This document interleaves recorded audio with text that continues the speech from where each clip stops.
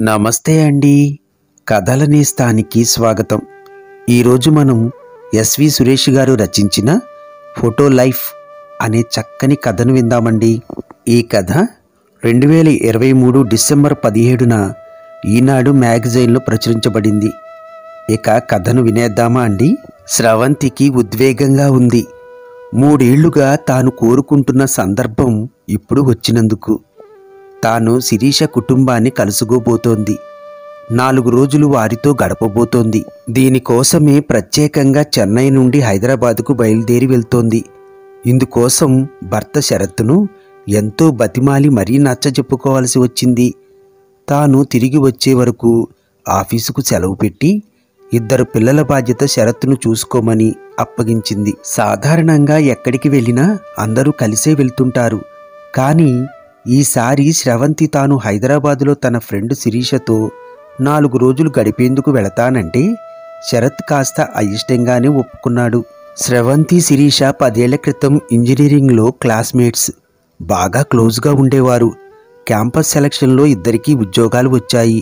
పెళ్ళిళ్ళు అయ్యాయి.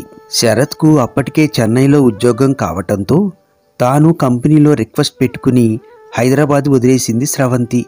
2 ఏళ్ల వ్యవధిలో 2 పిల్లలు పుట్టినా అమ్మా నాన్నలతో పాటు అత్తామామలు బాగా సపోర్ట్ చేయటంతో ఎలాగోలా తిప్పలు పడి జాబ్ నిలబెట్టుకుంది.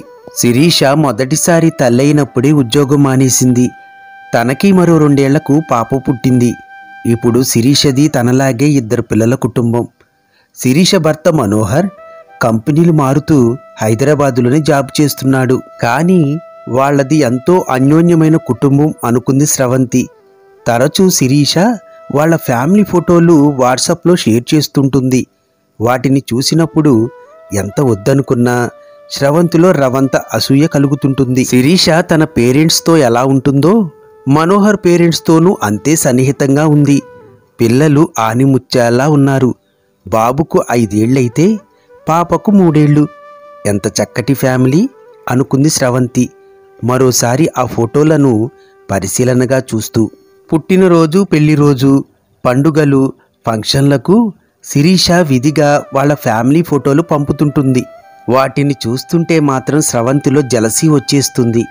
శిరీష ఫ్యామిలీని తన కుటుంబంతో స్రవంతి పోల్చుకుంటుండటమే ఇందుకు కారణం. తన ఫ్యామిలీలో ఏవో కష్టాలున్నాయని కాదు, కానీ ఆ క్లోజ్నెస్ ఏది, ఆ ఓపెన్నెస్ ఏది? తనకు 2వ కాన్పు సమయంలో జాబుకు రిజైన్ చేస్తానంది స్రవంతి. అందుకు షరతుతో పాటు అత్తమామలు ఒప్పుకోలేదు. తాను జాబును పిల్లల బాధ్యతను సమర్థించుకోలేనంటే సమ్మతించలేదు. పనుల్లో తాము సాయం చేస్తామన్నారు. ఉద్యోగం మానేయడం తెలివి తక్కువ పనన్నారు. దాంతో స్రవంతి అలాగే నెట్టుకొస్తోంది. కానీ శిరీష జాబు మానేసి పిల్లలను చూసుకుంటూ ఎంతో హ్యాపీగా ఎంజాయ్ చేస్తోంది. ఆ విషయాన్ని శిరీష పంపే ఫోటోలు, తన ఫేస్బుక్ పోస్టింగ్స్, తను పెట్టుకునే డీపీలే చెబుతుంటాయి అనుకుంది స్రవంతి.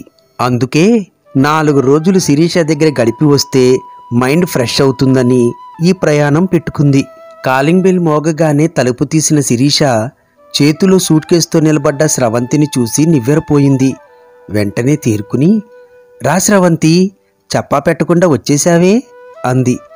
శిరీష ముఖంలో భావాలు గుర్తించిన స్రవంతి మనస్సు చివుక్కుమంది. కానీ దాన్ని కనిపించనీయకుండా, ఎప్పటినుంచో చెబుతున్నా కదే, ఏదో ఒకరోజు ఫోన్ చేయకుండా వచ్చేస్తానని అంది ముఖాన నవ్వు పులుముకుని. లోపలికి వెళుతూనే కనిపించిన మనోహర్కి చెప్పింది శిరీష. నేను చెబుతుంటానే, నా ఫ్రెండ్ స్రవంతి చెన్నై నుండి వచ్చింది. 4 రోజులుండి వెళదామని. విషయం విన్న మనోహర్ ముఖం ప్రసన్నంగా లేకపోవడాన్ని గమనించింది స్రవంతి. నైస్ అంటూ తన గదిలోకి వెళ్ళిపోయాడు. ఈలోపు శిరీష కొడుకు చైతు, కూతురు దివ్య వచ్చారు. తనను చూస్తూనే బెదురుగా పారిపోతుంటే స్రవంతి ఇద్దరినీ దగ్గరకు తీసుకోవాలని చూసింది. కానీ వాళ్ళు రాలేదు.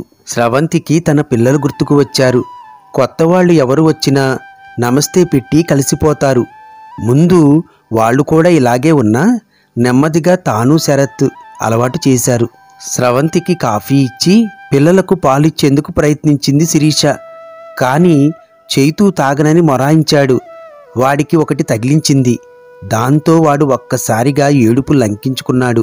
స్రవంతి వారించబోయింది. కానీ నీకు తెలియదే, వీడు రోజు ఇంతే, 4 తగిలిస్తే గాని తాగడు అంది శిరీష. కొడుకు ఏడుపుకు బయటకు వచ్చిన మనోహర్, ఏమిటి పొద్దున్నే గోల అని విసుక్కున్నాడు. గోల అని విసుక్కోకపోతే వాడికి కాస్త పాలు పట్టించకూడదు అంది శిరీష మరింత చిరాగ్గా. వీకెండ్లో 2 రోజులు ఎలాగూ నేనే పిల్లలను చూస్తున్నాను, వర్కింగ్ డే నాడు కూడా చూడమంటే ఎలా? మనోహర్ కసురుకుంటూ అన్నాడు. ఇలా వాళ్ళిద్దరూ తన ముందే వాదులాడుకుంటుంటే స్రవంతికి ఇబ్బందిగా అనిపించింది.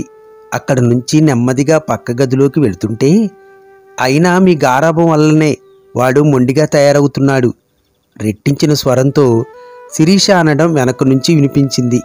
స్రవంతి తనకు ఇచ్చిన గదిలోకి వచ్చి ఆలోచిస్తూ కూర్చుంది.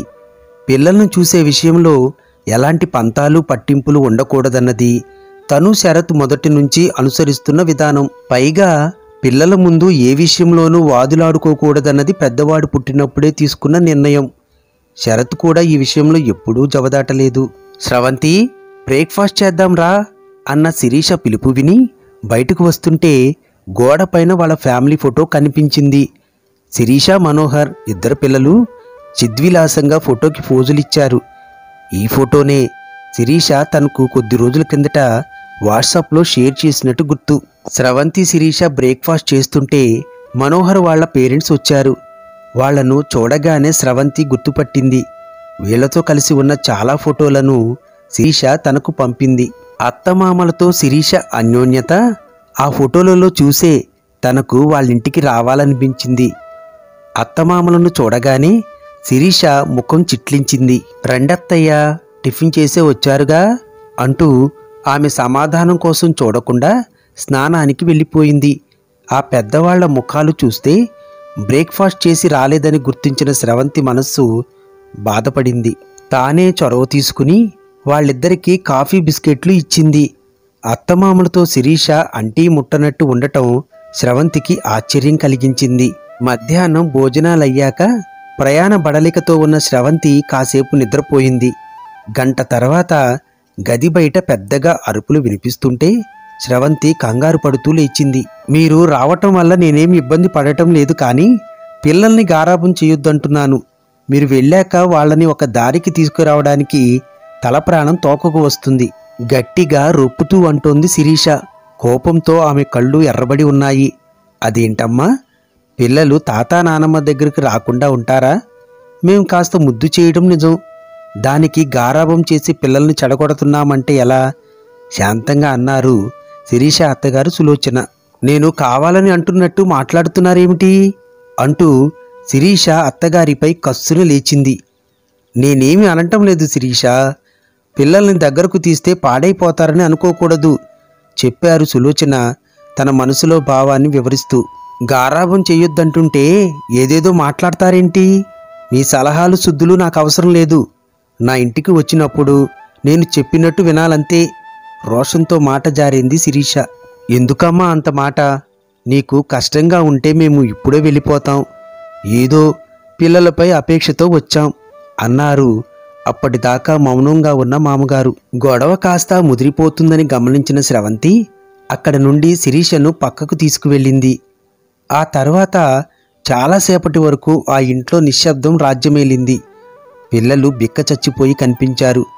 స్రవంతికి అక్కడ ఉండడం అసౌకర్యంగా అనిపించింది. పెళ్ళయి 10 ఏళ్లైనా ఇప్పటి వరకు తాను అత్తయ్యతో ఒక్కసారి కూడా గట్టిగా మాట్లాడలేదు. అలా అని భేదాభిప్రాయాలు అసలు లేవని కాదు. అలాంటి పరిస్థితి ఎప్పుడైనా వస్తే తమ ఇద్దరిలో ఎవరో ఒకరు మౌనం పాటిస్తారు.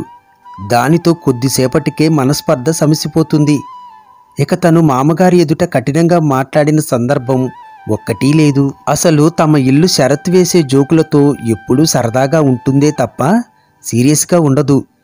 స్రవంతి ఒక్కసారి తన ఫోన్ తీసి శిరీష చాట్స్లో వెతికి నెల కిందట పంపిన ఫోటోలు చూడసాగింది. శిరీష తన అత్తమామలతో కలిసి తీయించుకున్న ఫోటోలు 10 వరకు ఉన్నాయి. అన్నింటిలో శిరీష తన అత్తగారి భుజం మీద చెయ్యి వేసో మెడ చుట్టూ చెయ్యి వేసో సన్నిహితంగా ఉంది. ఆ ఫోటోల ఆధారంగా అయితే శిరీషకు ఉత్తమ కోడలిగా, బెస్ట్ మదర్గా అవార్డు ఇవ్వవచ్చు. కానీ నిత్య జీవితంలో ఏం జరుగుతుందో స్రవంతి కళ్ళారా చూసింది.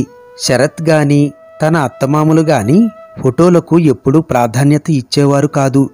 ఏ పండగలప్పుడో తాను అడిగితే ఒప్పుకున్నా ఒక్క కండిషన్ స్రవంతి, ఈ ఫోటోలు మన మధ్యనే ఉండాలి, సోషల్ మీడియాలో వాడకు అని షరతు సున్నితంగా హెచ్చరించేవాడు. స్రవంతిలో అప్పటి వరకు ఉన్న భ్రమలు తొలగిపోయాయి. ఒక్క క్షణం కూడా అక్కడ ఉండాలనిపించలేదు. ఏమిటే 4 రోజులు ఉందామని వచ్చి అప్పుడే బట్టలు సర్దుకుంటున్నావు అడిగింది శిరీష. నీ ఫోటోలోని జీవితం మా ఇంట్లో చూద్దువుగాని, నాతో పాటు చెన్నై రా శిరీష, 4 రోజులుండి వెళుదువుగాని అంది స్రవంతి సూట్ కేస్ మూస్తూ. కథ సమాప్తం. మరిన్ని కొత్త కథలు వినడానికి ఈ ఛానల్ని వెంటనే సబ్స్క్రైబ్ చేసుకోండి. ధన్యవాదములు.